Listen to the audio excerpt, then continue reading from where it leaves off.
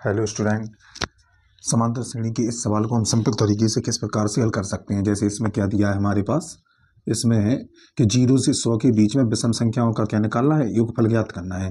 तो हम इसको किस प्रकार से हल कर सकते हैं। तो 0 से 100 के बीच में पहले विषम संख्याएं कौन कौन सी होगी। पहली हो जाएगी 1, फिर 3, 5 और फिर 7, फिर डॉट डॉट डॉट कितनी होगी 99। ओके, अब इन संख्याओं का क्या निकालना है, योगफल निकालना है। तो जी संख्या हमने किसके रूप में लिखनी, एक समांतर श्रेणी के रूप में लिखनी। अब इसमें जो आगे की संख्या होगी वो कहलाएगी इसका प्रथम पद, यानी a बराबर कितना है 1। अब इसका सारवांतर निकालेंगे तो d बराबर a2 माइनस a1, यानी 3 में से 1 माइनस हो जाएगा।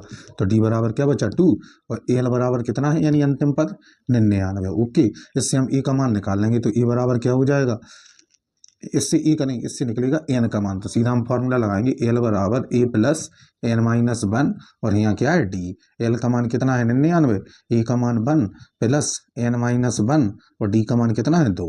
अब 99 बराबर 1 प्लस का क्या है 2n और माइनस का क्या है 2।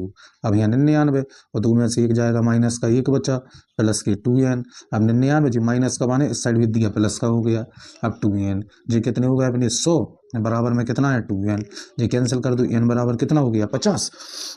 अब n का मान आ गया जी। तो अब हम n का मान किस में, एक सूत्र लगाएंगे हम, एस एन बराबर क्या होता है n/2 ब्रैकेट में 2a प्लस n माइनस 1 और यहाँ क्या है d, इसमें मान रख देंगे। ओके, तो n की जगह है 50 बटे 2, 2 गुणा a का मान है 1, n का मान कितना आ गया 50 माइनस 1 और d का मान कितना है अपने पास 2। ओके जी, कितने हो गए अपने 25।